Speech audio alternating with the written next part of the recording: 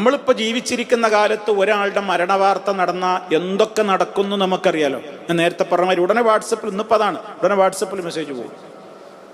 ഇങ്ങനെ അവിടുന്ന് അങ്ങോട്ട് ഇങ്ങനെ തുടങ്ങി എ മുതൽ സെഡ് വരെ മറ്റൊരാളുടെ മരണത്തിന്റെ ദിവസം നടക്കുന്നതൊക്കെ നമ്മളെ ദിവസത്തിലും ഇങ്ങനെ ആലോചിച്ചു.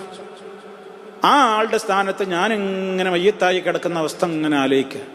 ഇത്രയേ ഉള്ളൂ എൻ്റെ കാര്യം. ഇനി ഞാനാണ് പോയാൽ ഇവിടെ എല്ലാം അവസാനിക്കുന്നുണ്ടോ? ഒന്നും അവസാനിക്കൂല. ഇവിടെ നടക്കണതൊക്കെ അതിൻ്റെ പൂർവോപരി ശക്തിയോടെ നടക്കും. ഞാനാണ് പോയിട്ടുണ്ടാവും, എനിക്ക് ഒന്നും ഇവിടെ നേടൂല, ഒന്നും കിട്ടാനില്ല. ഞാൻ അതുവരെ എന്തെങ്കിലും ഉണ്ടാക്കിയിട്ടുണ്ടോ അതും കൊണ്ട് ഞാൻ എൻ്റെ ഖബറിലുണ്ടാവും. ഒരു 2-3 ദിവസം കുടുംബത്തിൽ ചിരിയും കളിയൊന്നും ഉണ്ടാവില്ല. ഭാര്യ മാത്രം ഒരു 4 മാസവും 10 ദിവസവും അതിൻ്റെ ആചാരങ്ങളിൽ വീട്ടിലുണ്ടാവും. കഴിഞ്ഞു, എല്ലാം കഴിഞ്ഞു. പിന്നെ ഇടക്കൊക്കെ ഓർമ്മയിൽ വരുമ്പോൾ പറയും അന്നാളെ കുറിച്ച്, പാപ്പനെ, ഉമ്മനെ, പെങ്ങളെ, ആങ്ങളെ, അങ്ങനെയൊക്കെ. അതെന്തെങ്കിലും ചിലപ്പോൾ വല്ല തമാശ. അപ്പോൾ പോലും ചിലപ്പോ അല്ലാഹുമ്മ ഗഫിർ ലഹൂന്നോ അല്ലാഹുമ്മ ഗഫിർ ലഹാന്നോ പറയൂല. ആലോചിക്കണം, വല്ലാത്ത അപകടമാണത്. ഞാൻ എപ്പോഴും ഓർമ്മപ്പെടുത്തുന്ന ഒരു സംഗതിയാണ്.